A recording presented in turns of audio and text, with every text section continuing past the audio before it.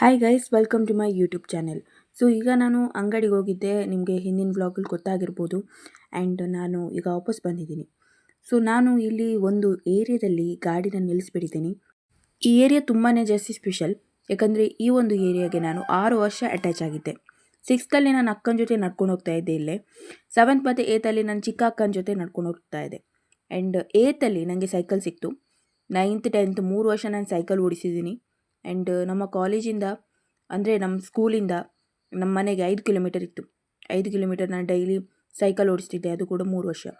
P U ಸಿಯಲ್ಲಿ ನಾನು cycle use ಮಾಡಿಲ್ಲ, ನಡ್ಕೊಂಡು ಹೋಗ್ಲಿಕ್ಕೆ ಶುರು ಮಾಡಿದೆ ಪುನಃ, ಫಸ್ಟ್ ಪಿ ಯು ಮತ್ತು ಸೆಕೆಂಡ್ ಪಿ ಯು. ಆ್ಯಂಡ್ ಈ ಒಂದು ಏರಿಯಾದಲ್ಲಿ ನಾವು ಎಷ್ಟು ಎಂಜಾಯ್ ಮಾಡ್ಕೊಂಡು ಹೋಗಿದ್ದೀವಿ ಅಂದರೆ, ನನ್ನ ಫ್ರೆಂಡ್ ಒಬ್ಬಳು ಇದ್ಲು, ನನ್ನ ಚೈಲ್ಡ್ಹುಡ್ ಫ್ರೆಂಡ್. ಸೊ ಆಲ್ರೆಡಿ ನಾನು ಮೆನ್ಷನ್ ಮಾಡಿದ್ದೀನಿ, ಅವಳ ಜೊತೆ ನಾನು ಇಲ್ಲಿ ನಡ್ಕೊಂಡು ಹೋಗ್ತಾ ಇದ್ದೆ 2 ವರ್ಷ. ತುಂಬಾ ಜಾಸ್ತಿ ಎಂಜಾಯ್ ಮಾಡಿದ್ದೀನಿ. ನಾನು ಎಲ್ಲಿ ನಿಲ್ಲಿಸಿದೆ ನೋಡಿ, ಆ ಕಡೆ ಒಂದು ಗುಂಡಿ ಇದೆ, ಅದರಿಂದ ನಮಗೆ ವಿಯರ್ಡ್ ಆಗಿರೋ ವಿಚಿತ್ರವಾಗಿರೋ ಸ್ಮೆಲ್ ಬರ್ತಾ ಇತ್ತು. ಆ್ಯಂಡ್ ನೋಡಿದಾಗ ಅಲ್ಲಿ ಅನಿಮಲ್ಸ್ಗಳ ಡೆಡ್ ಬಾಡಿ ಇರ್ತಿತ್ತು. ಸೊ ಅದು ಕೂಡ ನನಗೆ ನೆನಪಿಗೆ ಬಂತು. ಹಾಗೆಯೇ ಈ ಏರಿಯಾ ನೋಡಿ ಎಷ್ಟು ಚೆನ್ನಾಗಿದೆ ಅಂದರೆ, ಸುತ್ತಮುತ್ತ ಕಾಡಿದೆ. ಆ್ಯಂಡ್ ನಾನು ತೋರಿಸಿರೋ ಈ ಕಾಡೇನಿದೆ, ಇದು ಕುದುರೆ ಮುಖಕ್ಕೂ ಕೂಡ ಟಚ್ ಆಗುತ್ತೆ. ತುಂಬಾ ದೊಡ್ಡ ಕಾಡು ಗೈಸ್. ಸೊ ಈ ಒಂದು ಏರಿಯಾಗೆ ಬಂದುಬಿಟ್ಟೆ. ಆ್ಯಂಡ್ ಇಲ್ಲಿಂದ ಮೇಲೆ ನಾವು ನೋಡ್ಕೊಂಬರೋದು, ಇಲ್ಲಿ ಪುನಃ ನಮಗೆ ನಡಿಲಿಕ್ಕೆ ಉಂಟು. ಆ್ಯಂಡ್ ಈ ಏರಿಯಾ ತುಂಬಾ ಚೆನ್ನಾಗಿದೆ, ಯಾಕಂದರೆ ಆಚೆ ಈಚೆ ಅದು ಬಿದಿರಿದ್ದು ಮರ ಇರ್ತದೆ ನೋಡಿ, ಅದು ಕೂಡ ಇದೆ. ಸೊ ಈಗ ನಾನು ಮನೆಗೆ ಬಂದಿದ್ದೀನಿ. ಸೊ ಮೈದಾ ಹಿಟ್ಟು ಮತ್ತು ಎಗ್ ತೊಗೊಂಬಂದಿದ್ದೀನಿ, ಆದರೆ ನಾನು ಬೇಕಿಂಗ್ ಪೌಡರ್ ತೊಗೊಂಬಂದಿಲ್ಲ. ವಾಹ್, ರಿಯಲಿ ವಾಹ್. ಬಟ್ ಪರವಾಗಿಲ್ಲ, ನೋಡುವ ಎಂತಾಗುತ್ತೆ ಅಂತ. ನಿಮಗೆ ಮುಂದಿನ ವ್ಲಾಗಲ್ಲಿ ಗೊತ್ತಾಗುತ್ತೆ. Hi guys, welcome to my YouTube channel again. So ಈಗ ನಾನು ಶುರು ಮಾಡ್ತಾ ಇದ್ದೀನಿ, ಅದು ಬಂದುಬಿಟ್ಟು ಮಡ್ಚುವ ಕೆಲಸ. ನೋಡಿ, ಮಡ್ಚೋದು ಬಟ್ಟೆನ ತುಂಬ ಜಾಸ್ತಿ ಡಿಫಿಕಲ್ಟ್, ಬಟ್ ಆ ಕೆಲಸನ ನಾನೀಗ ವಹಿಸ್ಕೊಂಡು ಮಾಡ್ತಾಯಿದ್ದೀನಿ. ಆ್ಯಂಡ್ ಮತ್ತು ನಾನು ಸಂಜೆ ಕೂಡ ವ್ಲಾಗ್ ಮಾಡಲಿಕ್ಕಿದ್ದೀನಿ. ಸೊ ಈ ಅಪ್ಸರಿಯನ್ನು ನಾನು ಒಂದೇ ಸರಿ ಹಾಕಿತ್ತು. ಆ್ಯಂಡ್ ಈ ಒಂದು ಟಾಪ್ ಇದೆ ನೋಡಿ, ಇದು ನನ್ನ ಅಕ್ಕನ ಫಿಟ್ಟಿಗೆ ಮಾಡ್ಕೊಂಡ್ಬಿಟ್ಟಿದ್ದಾಳೆ. ಸೊ ಹಾಗಾಗಿ ನಂಗೆ ಅದನ್ನೀಗ ಸ್ಟಿಚ್ ತೆಗಿಬೇಕು. ಆ್ಯಂಡ್ ಈ ಟಾಪ್ ನನ್ನ ಫೇವ್ರೆಟ್ ಟಾಪ್ ಅಂತಲೇ ಹೇಳ್ಬೋದು. ಸೊ ನನ್ನ ಹತ್ರ ಇರೋದು 3-4 ಪಾಶ್ ಬಟ್ಟೆಗಳು. ಆ್ಯಂಡ್ ಆ ಪಾಶ್ ಬಟ್ಟೆಗಳನ್ನು ನಾನು ಜಾಸ್ತಿ ಯೂಸ್ ಮಾಡ್ತೀನಿ. ಲೈಕ್ ಈ 3 ಟಾಪ್ ಏನಿದೆ, ತುಂಬಾ ಜಾಸ್ತಿ ಪಾಶ್ ಇದೆ. ಐ ಮೀನ್ ತುಂಬ ಜಾಸ್ತಿ ಕಾಸ್ಟ್ಲಿ ಇದೆ. ಸೊ 2000-2.5 ಇರ್ಬೋದು. ಸೊ ಇದೆಲ್ಲ ನನ್ನ ಹತ್ರ ಇರೋದು ನಾರ್ಮಲ್ ಬಟ್ಟೆಗಳು. ಆ್ಯಂಡ್ ಇದನ್ನು ನಾನು ಅಂಗಡಿಗೆ ಜಾಸ್ತಿ ಯೂಸ್ ಮಾಡ್ತೀನಿ. ಆ್ಯಂಡ್ ಇದೊಂದು ನೋಡಿ ಬಟ್ಟೆ, ಇದನ್ನು ನಾನು ಇದುವರೆಗೆ ಹಾಕಿಲ್ಲ, ಯಾಕಂದರೆ ಅದು ತುಂಬಾ ಜಾಸ್ತಿ ಬೋಲ್ಡ್ ಇದೆ. ಅಂದರೆ I don't like that. And shawl ನೋಡಿ ಎಷ್ಟು ಚೆನ್ನಾಗಿದೆ ಅಂತ. ಸೊ ನನ್ನ ಹತ್ರ ಪ್ಯಾಂಟ್ ಅದು ರಾಶಿ ಇದೆ, blue, white, 2-3 black pant and colour ಪ್ಯಾಂಟ್ಗಳಿದೆ. ಸೊ ಸ್ಟಾರ್ಟಿಂಗ್ ನನ್ನ ಹತ್ರ ಅಷ್ಟು ಪ್ಯಾಂಟ್ ಇರಲಿಲ್ಲ, ಆ್ಯಂಡ್ ನಾನು ಪರ್ಚೇಸ್ ಕೂಡ ಮಾಡ್ತಾ ಇರಲಿಲ್ಲ. ಮತ್ತೆ ಪರ್ಚೇಸ್ ಮಾಡಲಿಕ್ಕೆ ಶುರು ಮಾಡಿದ್ದು. ಆ್ಯಂಡ್ ಪುಣ್ಯಕ್ಕೆ ನನ್ನ ಪ್ಯಾಂಟ್ಗಳು ಹಾಳಾಗೋದಿಲ್ಲ. ಆ್ಯಂಡ್ ಎಷ್ಟೋ ವರ್ಷದ ಪ್ಯಾಂಟ್ ಕೂಡ ಇದೆ ನನ್ನ ಹತ್ರ. ಸೊ ಇದು ಬಂದುಬಿಟ್ಟು ನಾನು ಒಗಿಲಿಕ್ಕೆ ತಗೊಂಡು ಹೋಗ್ಲಿಕ್ಕಿದ್ದೀನಿ. ಆ್ಯಂಡ್ ಇಲ್ಲಿ ನೋಡಿ ಪಾತ್ರೆಗಳನ್ನು ತೊಳೆಯೋ ಕೆಲಸ. ಓಕೆ, ಈಗ ನಾನೊಂದು ಕಮೆಂಟಿಗೆ ರಿಪ್ಲೈ ಕೊಡಬೇಕು. ನನ್ನ ಫ್ರೆಂಡ್ ನೋಡಿ ಈ ರೀತಿ ಬರೆದು ಬಿಟ್ಟಿದ್ದಾಳೆ, ನಾನು ಅಂದ್ಕೊಂಡಿದ್ದೆ ಕಾಲೇಜೆಲ್ಲ ಮುಗೀತಲ್ಲ, ಇನ್ನೂ ನನ್ನ ಮರೆತು ಬಿಡ್ತಾರಂತ. ಪುಣ್ಯಗೆ ನೆನಪಲ್ಲಿ ಇಟ್ಕೊಂಡು ವೀಡಿಯೋ ಎಲ್ಲ ನೋಡ್ತಾ ಇದ್ದಾರೆ.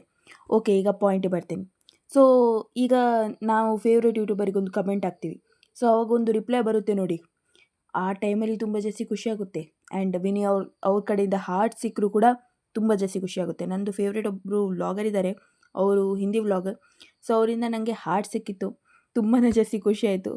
ಆ್ಯಂಡ್ ಇದು ಅಂದರೆ ಅದದು ಡೇ ಆಗುತ್ತೆ, ಅದಕ್ಕೆ ನಾನು ಒಂದು ಕಮೆಂಟ್ ಕೂಡ ಬಾಕಿ ಇಡೋದಿಲ್ಲ. ನನಗೆ ಯಾವುದೇ ಕಮೆಂಟ್ ಬರಲಿ, ನಾನು ಅದಕ್ಕೆ ರಿಪ್ಲೈ ಕೊಟ್ಟೇ ಕೊಡ್ತೀನಿ, ಅಥವಾ ಏನಾದರೂ ಒಂದು ಹಾರ್ಟ್ ಬಿನಿ ಕೊಟ್ಟೇ ಕೊಡ್ತೀನಿ. ಯಾಕಂದರೆ ನನಗೆ ಫೀಲ್ ಆಗುತ್ತೆ, ನಾವು ಹಾರ್ಟ್ ಕೊಡ್ಬೋದು ಮಾರಿಗೆ, ಏನಾಗುತ್ತೆ ಅದರಲ್ಲಿ. ಹಾಗೆ ನಾನು ರಿಪ್ಲೈ ಕೂಡ ಕೊಡ್ತೀನಿ, ನಂಗೆ ಅದು ಖುಷಿ ಕೊಡುತ್ತೆ ಗೈಸ್. ಆ್ಯಂಡ್ ಸದ್ಯಕ್ಕೀಗ ನಾನು ಪಾತ್ರೆ ಎಲ್ಲ ತೊಳೆದು ಸೆಟ್ ಮಾಡ್ತಾಯಿದ್ದೀನಿ. ಆ್ಯಂಡ್ ನಾನು ಶೆಲ್ಫ್ ಎಲ್ಲ ಕ್ಲೀನ್ ಮಾಡ್ತಾಯಿದ್ದೀನಿ. ನಮ್ಮ ಕಿಚನ್ ಎಷ್ಟೇ ಕ್ಲೀನ್ ಮಾಡಲಿ ಮತ್ತೆ ಲಗಡಿ ಹೋಗುತ್ತೆ. ಸೊ ಈಗ ನಾನು ತರಕಾರಿ ಕಟ್ ಮಾಡಲಿಕ್ಕಿದ್ದೀನಿ. ಆ್ಯಂಡ್ ಈಗ ನಾನು ಜಸ್ಟ್ ಸಿಂಪಲ್ ಆಗಿರೋ ಒಂದು ಸುಕ್ಕ ಮಾಡಲಿಕ್ಕಿದ್ದೀನಿ. ರಾತ್ರಿ ನಾವು ಸಖತ್ತಾಗಿರೋ ಡಿಶ್ ಮಾಡ್ತೀವಿ, ಆದರೆ ಬೆಳಿಗ್ಗೆಗೆ ಅದು ಬೇಡ, ಬೇರೆಯೇ ಬೇಕು. ಅದಕ್ಕೋಸ್ಕರ ನಾನು ಸಿಂಪಲ್ ಆಗಿರೋ ರಾತ್ರಿಯಲ್ಲಿ ಡಿಶ್ ಮಾಡೋದು. ಮಧ್ಯಾಹ್ನ ಮಾಡಿದರೆ ಅದು ರಾತ್ರಿಗೂ ಸಹ ಉಳಿತದೆ. ಸೊ ಹಾಗಾಗಿ ನಾಳೆ ಮಧ್ಯಾಹ್ನ ಮಾಡ್ತೀನಿ ಪಲ್ಯ ದೊಡ್ಡದು. ಸೊ ಅದನ್ನು ನಾನು ಸಂಜೆಗೂ ಇಡಿಸ್ತಿದ್ದೀನಿ. ಸೊ ಹೀರೆಕಾಯನ್ನೀಗ ನಾನು ಕಟ್ ಮಾಡಿಕೊಂಡೆ. ಆ್ಯಂಡ್ ಕಟ್ ಮಾಡಿ ಆದಮೇಲೆ ಈಗ ಅದನ್ನು ಒಂದು ಪಾತ್ರೆಗೆ ಹಾಕಿಕೊಂಡೆ. ಓಕೆ, ಸೊ ಮೇನ್ ಇಂಗ್ರೀಡಿಯೆಂಟ್ ಎಲ್ಲ ಒಂದು ಪಲ್ಯಕ್ಕೆ ಹಾಕೋದು, ಈರುಳ್ಳಿ, ಟೊಮಾಟೆ ಮತ್ತು ಮೆಣಸು.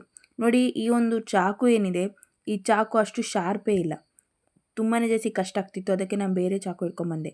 ನೋಡಿ, ನಾನು ಫಸ್ಟ್ ತೋರಿಸಿದ ಚಾಕು ಉಂಟು ನೋಡಿ, ಆ ಒಂದು ಚಾಕುವಿಂದ ನನ್ನ ಕೈಗೆ ಸ್ವಲ್ಪ ಗಾಯ ಆಗಿತ್ತು. ಆ್ಯಂಡ್ ನಾನು ಆ ರಕ್ತನ ತಿಂದಿದ್ದೆ, ಲೈಕ್ ಅದು ಸುಮ್ಮನೆ ರಕ್ತ ತುಂಬ ಜಾಸ್ತಿ ಹೋಗ್ತಿದ್ದ ಕಾರಣ. ಆಮೇಲೆ ಎಂತಾಯಿತು ಅಂದರೆ ನನಗೆ ಹುಷಾರು ತಪ್ಪಿತು, ವಾಮಿಟ್ ಶುರು ಆಯಿತು. ಅಂದರೆ ನಂಗೆ ಗೊತ್ತಿಲ್ಲ ನನಗೆ ಏನಾಗ್ತಿದೆ ಅಂತ. ಆ್ಯಂಡ್ ಎಷ್ಟು ವಾಮಿಟ್ ಆಯಿತು ಅಂದರೆ ನಾನು ಹಾಸ್ಪಿಟಲ್ಗೆ ಹೋಗಿ ಮಾತ್ರೆ ಎಲ್ಲ ಇಟ್ಕೊಂಬಂದೆ. ಆ್ಯಂಡ್ ನೆಕ್ಸ್ಟ್ ಡೇ ನನಗೆ ಸೆಮ್ ಎಕ್ಸಾಮ್ ಇತ್ತು. ಹಿಂದಿನ ದಿನ ನಂದು ಅದು ಕತೆ.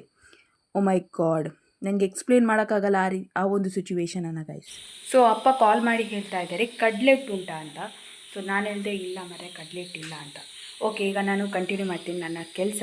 ಆ್ಯಂಡ್ ನಾನು ಅಂದ್ಕೊಂಡೆ ಅಪ್ಪ ಅಮ್ಮ ಬಂದರು, ಅದಕ್ಕೋಸ್ಕರ ನಾನು ಮೊಬೈಲನ್ನು ಸ್ವಲ್ಪ ಸೈಡಿಗೆ ಇಟ್ಬಿಟ್ಟೆ, ಯಾಕಂದರೆ ನಾನು ಶೂಟ್ ಮಾಡ್ತಾಯಿದ್ದೆ. ನೋಡಿದರೆ ಅವರು ಈ ರೀತಿ ಕಾಲ್ ಮಾಡಿತ್ತು, ಅಂದರೆ ಕಡಲೆ ಹಿಟ್ಟು ಬಗ್ಗೆ ಕಾಲ್ ಮಾಡಿತ್ತು.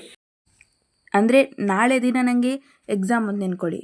ಆ್ಯಂಡ್ ಹಿಂದಿನ ದಿನ ನಂಗೆ ಆ ರೀತಿ ಆಗಿದೆ. ಸೊ ಯಾಕೆ ನಾನು ತರಕಾರಿ ಕಟ್ ಮಾಡ್ಲಿಕ್ಕೆ ಹೋಗಿದ್ದೆ ಅಂದರೆ ಪಲ್ಯ ಮಾಡಲಿಕ್ಕೆ, ಯಾಕಂದರೆ ಕೆಲಸದವ್ರು ಇರ್ತಿದ್ರು. ಸೊ ತುಂಬಾ ಜಾಸ್ತಿ ಟೆನ್ಷನ್ ಆಗಿತ್ತು. ಆ್ಯಂಡ್ ಕೆಲಸದವ್ರು ಕೂಡ ತುಂಬಾ ಜಾಸ್ತಿ ಟೆನ್ಷನ್ ಮಾಡ್ಕೊಂಡಿದ್ರು.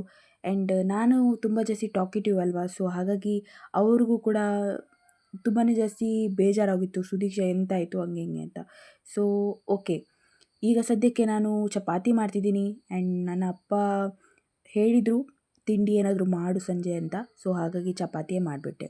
ಯಾಕಂದರೆ ರೈಸ್ ಐಟಮ್ ಮಾಡೋಕ್ಕಿಂತ ಚಪಾತಿಯೇ ಮಾಡ್ಬೋದು ಮಾರ್ರೆ. ರೈಸ್ ಐಟಮ್ ತುಂಬ ಜಾಸ್ತಿ ಪ್ರಾಬ್ಲಮ್ ಕೊಡುತ್ತೆ. ಮುಂದೆ ಮುಂದೆ ನಿಮಗೆ ವ್ಲಾಗಲ್ಲಿ ನಾನು ಬೇರೆ ಬೇರೆ ಐಟಮ್ ಮಾಡಲಿಕ್ಕಿದ್ದೀನಿ. ಸೊ ಸದ್ಯಕ್ಕೆ ಈಗ ತುಂಬ ಜಾಸ್ತಿ ಸ್ಪೀಡಲ್ಲಿ ಇಟ್ಟಿದ್ದೀನಿ, ಹಾಗಾಗಿ ಇಷ್ಟು ಸ್ಪೀಡಲ್ಲಿ ಆಯಿತು. ಓಕೆ, ಸೊ ಗೈಸ್, ನಾನು ಈಗ ಚಪಾತಿಯನ್ನು ರೆಡಿ ಮಾಡಿದ್ದೀನಿ. ಈಗ ಅದನ್ನು ಕಾಯಿಸಬೇಕು. ಈ ಕಡೆ ನನ್ನ ಪಲ್ಯ ಕೂಡ ರೆಡಿ ಆಗ್ತಾ ಇದೆ. ಸೊ ಇಡ್ಲಿ ತಟ್ಟೆಯಲ್ಲಿ ನೀರು ನೋಡಿ. ನೀವು ನನ್ನ ವ್ಲಾಗ್ ನೋಡಿದರೆ ನಿಮಗೆ ತುಳು ಸಿಗುತ್ತೆ, ಅಂದರೆ ತುಳು ಸಿಗೋದಿಲ್ಲ, ತುಳು ಕೇಳಲಿಕ್ಕೆ ಸಿಗುತ್ತೆ. ಆ್ಯಂಡ್ ಮೇನ್ಲಿ ತುಳು ಅವ್ರು ಹೇಗೆ ಕನ್ನಡ ಮಾತಾಡ್ತಾರೆ ಅನ್ನೋದು ಗೊತ್ತಾಗುತ್ತೆ. ಸೊ ಪುಣ್ಯಕ್ಕೆ ನನ್ನ ಕನ್ನಡ ಅಷ್ಟೇನು ಬ್ಯಾಡಿಲ್ಲ, ನಿಮಗೆ ಅರ್ಥ ಆಗದ ಹಾಗೆ ಏನಿಲ್ಲ. ನನ್ನ ಫ್ರೆಂಡ್ಸ್ ಗ್ಯಾಂಗಲ್ಲಿ 2-3 ಜನ ಜಾಸ್ತಿ ಜನನೇ ಕನ್ನಡದವರು. ಓಕೆ, ಅವ್ರಿಗೆ ತುಳು ಅರ್ಥ ಆಗೋದಿಲ್ಲ. ಅಮ್ಮ ಈಗ ಸದ್ಯಕ್ಕೆ ಮನೇಲಿ ಒಬ್ಬಳೇ ಇದ್ದೀನಿ, ಹಾಗಾಗಿ ಇಷ್ಟು ಡ್ಯಾನ್ಸ್ ಮಾಡ್ತಾ ಇದ್ದೀನಿ, ಇಷ್ಟು ಮಾತಾಡ್ತಿದ್ದೀನಿ. ಇಲ್ಲಾದರೆ ನಾನು ಇಷ್ಟು ಮಾತಾಡಲ್ಲ, ನೀನು ಬ್ಲಾಗಲ್ಲಿ ಮಾತಾಡಲ್ಲ. ಅಂದರೆ ನಾನು ದೊಡ್ಡ extrovert person. But camera on ಆಗಿರ್ತದೆ, ಸುತ್ತಮುತ್ತ ಸ್ವಲ್ಪ ಜನ ಇರ್ತಾರೆ, ಅದು ಕೂಡ ಫ್ಯಾಮಿಲಿ ಮೆಂಬರ್ಸ್ ಅವರು ಆಗಿದ್ದರೆ ನಾನು ಜಾಸ್ತಿ ಮಾತಾಡೋಕ್ಕೆ ಹೋಗಲ್ಲ. ಫ್ರೆಂಡ್ಸ್ ಅವರಿದ್ದರೆ ಆರಾಮ್ಸೆ ಮಾತಾಡ್ತೀನಿ. ಸೊ ಏನೇ ಹೇಳಿ, ಫ್ರೆಂಡ್ಸ್ ಜೊತೆ ಬೇರೆ ರೀತಿ ವೈಬ್ ಆಗ್ತಿದೆ, ಆ್ಯಂಡ್ ಫ್ಯಾಮಿಲಿ ಮೆಂಬರ್ಸ್ ಜೊತೆ ಬೇರೆ ರೀತಿ ವೈಬ್ ಆಗುತ್ತೆ. ಸೊ ನಾನು ಜಾಸ್ತಿ ಶೂಟ್ ಮಾಡೋಕ್ಕೆ ಹೋಗಲ್ಲ. ಮನೇಲಿ ಏನಾದರೂ ಫಂಕ್ಷನ್ ಇದ್ದರೆ, ಏನೇ ಒಂದು ಫೆಸ್ಟಿವಲ್ ಇದ್ದರೂ ಕೂಡ. ಯಾಕೆ ಅಂದರೆ ಬೇರೆಯವ್ರಿಗೆ ಅನ್ಕಂಫರ್ಟೇಬಲ್ ಆಗಬಾರ್ದು ಅಂತ ಅಷ್ಟೇ. ಇಲ್ಲಾಂದರೆ ಕಂಟೆಂಟ್ ಪಕ್ಕದ ಮನೆಗೆ ಹೋದರೂ ತುಂಬ ಜಾಸ್ತಿ ಕಂಟೆಂಟ್ ಸಿಗುತ್ತೆ. ಅಥವಾ ಅಣ್ಣನ ಮನೆಗೆ ಹೋದರೆ ಅಣ್ಣನ ಮುಸುರಿಗೆ ಒಂದು ಕ್ಯಾಮರಾ ಇಟ್ಬಿಟ್ರೆ ಮಾತಾಡು ಕೊಡ್ತಾನೆ ಅವ್ನು ಕಂಟೆಂಟ್. ಬಟ್ ನಂಗೆ ಅದು ಇಷ್ಟ ಆಗೋದಿಲ್ಲ ಅಷ್ಟೇ. ಸೊ ಅನ್ಕಂಫರ್ಟೇಬಲ್ ಮಾಡಲಿಕ್ಕೆ ಚೂಸೇ ಇಷ್ಟ ಆಗಲ್ಲ. ಸೊ ಹಾಗಾಗಿ ನಾನು ಸಾಧ್ಯ ಆದಷ್ಟು ಫ್ಯಾಮಿಲಿಯನ್ನು ಇನ್ವಾಲ್ವ್ ಮಾಡೋಕ್ಕೆ ಹೋಗೋದಿಲ್ಲ. ತಂದೆ ತಾಯಿಯವರಿಗೂ ಕೂಡ ಒಂದು ಪ್ರೈವೇಸಿ ಅಂತ ಇರ್ತದಲ್ಲ, ಸೊ ಅದನ್ನು ಹಾಳು ಮಾಡಲಿಕ್ಕೆ ಇಷ್ಟಪಡಲ್ಲ. Simple guys. Okay, so actually ನಾನು ಇಡ್ಲಿ ತಟ್ಟೆಯಲ್ಲಿ ಮಾಡ್ತಿದ್ದದ್ದು ಏನಂದರೆ, ನಾನು ಹುಳಿ ಹಿಂಡ್ತಾ ಇದ್ದೆ. ಸೊ ಹುಳಿ ಹಾಕೋದು ತುಂಬ ಇಂಪಾರ್ಟೆಂಟ್ ಆಗಿರುತ್ತೆ. ಆ್ಯಂಡ್ ಈಗ ಸದ್ಯಕ್ಕೆ ನಾನು ಕ್ಲೀನ್ ಮಾಡಿದೆ ಆ್ಯಂಡ್ ಚಪಾತಿಯನ್ನು ಕಾಯಿಸ್ತಾ ಇದ್ದೀನಿ. ಆ್ಯಂಡ್ ಅಮ್ಮನವರು ಕೂಡ ಈಗ ಬಂದರು. ಆ್ಯಂಡ್ ನಾನು ಅಮ್ಮನ ಹತ್ರ ಹೇಳ್ತಾ ಇದ್ದೆ, ನಾನಿಲ್ಲಿ ಕಾಯಿಸ್ತೀನಿ, ಅದಕ್ಕೆ ನೀವು ಸ್ವಲ್ಪ ಖಾರದ ಹುಡಿ ಎಲ್ಲ ಹಾಕಿ ಅಂತ. ಆ್ಯಂಡ್ ಅವರು ಖಾರದ ಹುಡಿ ಕೂಡ ಸ್ವಲ್ಪ ಹಾಕಿದರು. ತೆಂಗಿನಕಾಯಿ ತುರಿದು ಹಾಕಬೇಕಿತ್ತು, ಬಟ್ ಏನು ಮಾಡೋದು, ನಮಗೆ ಅಷ್ಟು ಟೈಮ್ ಇಲ್ಲ. ಸೊ ನಾನು ಚಪಾತಿಯನ್ನು ಕಾಯಿಸ್ತಾ ಇದ್ದೀನಿ. ಆ್ಯಂಡ್ ಅಮ್ಮನ ಜೊತೆ ಈಗ ಮಸ್ತಿ ಮಾಡ್ತಿದ್ದಾನೆ ನೋಡಿ. ನಾನು ಹೇಳ್ತಿದ್ದೆ ನೋಡಿ ಕ್ಯಾಮರಾ ನೋಡಿ ಅಂತ, ಬಟ್ ಅವ್ರು ಇಗ್ನೋರ್ ಮಾಡ್ತಿದ್ರು. ಸೊ ಹಾಗಾಗಿ ಅವ್ರ ಮುಂದೆ ಎಲ್ಲ ಡ್ಯಾನ್ಸ್ ಮಾಡಿದೆ. ಮತ್ತು ನಾನು ತಿನ್ನಲಿಕ್ಕೆ ಶುರು ಮಾಡಿದೆ. ನೀವೇನು ಹೇಳ್ತೀರಾ ಗೈಸ್? ನಾನು ಈಟಿಂಗ್ ಫುಡ್ ಚಾನಲ್ ಓಪನ್ ಮಾಡೋದು ಒಳ್ಳೇದು ಅನಿಸುತ್ತೆ. ಸೊ ಗೈಸ್, ಮಲಗೋಕ್ಕಿಂತ ಮೊದಲು ತಲೆಗೂದಲಿಗೆ ಒಣಗಬೇಕು. ಸೊ ಆ ಕೆಲಸನ ಮಾಡ್ತಿದ್ದೀನಿ. Thank you very much for watching guys. Next ಬ್ಲಾಗಲ್ಲಿ ಭೇಟಿಯಾಗೋಣ.